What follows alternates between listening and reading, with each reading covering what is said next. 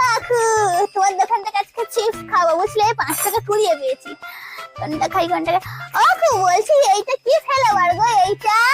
আরে ওটা cream flavour. ও আর এইটা কি ফ্লেভার গো? আরে ওটা টমেটোমের ফ্লেভার। ও টমেটো।